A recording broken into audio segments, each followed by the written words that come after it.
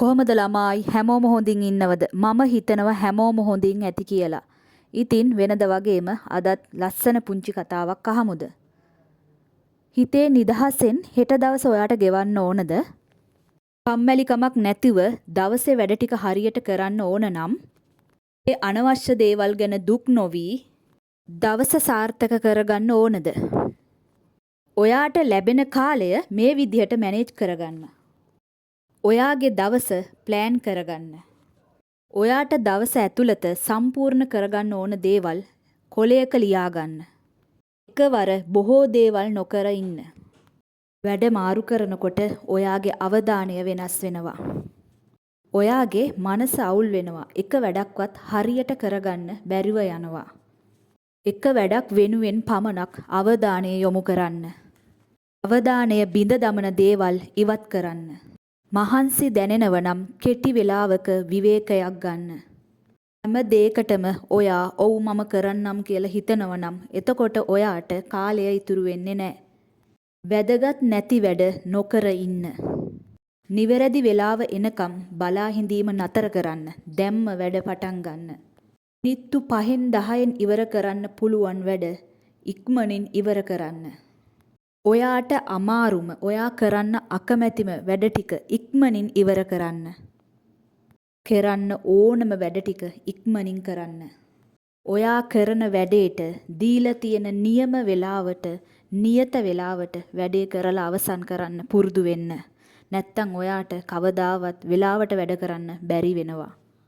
ඔයාගේ ඉලක්කයට උදව් නොවන කිසිම දෙයකට අවධානය යොමු නොකරන්න. ඔයා කරන වැඩේ හරියට පිළිවෙලට ඔයාට පුළුවන් උපරිමයට කරන්න පුරුදු වෙන්න. ඔයාගේ වෙනුවෙනුත් කාලය ටිකක් ඉතුරු කරගන්න. ඔයාගේ සතුට වෙනුවෙනුත් කාලය ටිකක් ඉතුරු කරගන්න. හැමදේම නෙගටිව් විදිහට දකින මිනිස්සුන්ගෙන් පොඩ්ඩක් ඈත් වෙන්න. හැම නිතරම ඔයාව පාලනය කරගන්න. ඔයා ආදරය කරන, ඔයා වැඩිපුරම කැමති ඒ මොන දේ වුණත් ඔයාගේ ජීවිතයට අවදානමක් කරදරයක් නොවන විදිහට වැඩ ටික කරන්න පුරුදු වෙන්න. මතක තියාගන්න දවසට ඔයාට තියෙන වැඩ ටික හරියට පිළිවෙලට කරන්න බැරි වුණොත් ඔයාට ඒ වැඩ ටික කරගන්න බැරි වෙන්නේ වැඩ වැඩි නිසා නෙමෙයි. ඔයාට ඒ ටික හරියට පිළිවෙලට කරගන්න මැනේජ් කරගන්න බැරි වුණ නිසා. ඉතින් දවස හරි විදිහට මැනේජ් කරගන්න. ඔයා වෙනුවෙන් හැම දෙයක්ම හරියට පිළිවෙලට කරන්න ඔයා පුරුදු වෙන්න. පිළිවෙලට හරියට ලස්සනට වැඩ කරන අයට හැම දෙයක්ම දවසක දිනන්න පුළුවන් කියලා මම විශ්වාස කරනවා. ඔයා ආදරය කරන කෙනාට, ඔයාගේ දෙමව්පියන්ට, ඔයාගේ සහෝදරයන්ට, ඔයාගේ ඥාතීන්ට මේ අයටත් කතා කරන්න කාලය වෙන් කරගන්න. හැම වෙලේම ෆෝන් එකේ එල්ලිලා හිටියොත් ඔයාට කිසිම දෙයක් හරියට කරගන්න බැරි වේවි.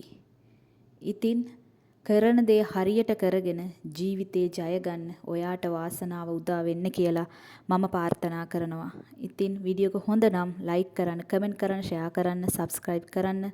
ගිහිල්ලා එන්නම්. ඔයාලා හැමෝටම සම්මා සම්බුදු සරණයි. සතුටින් පරිස්සමින් හොඳින් හැමදාම ඔයාලා ඉන්න ඕන. තෙරුවන් සරණයි.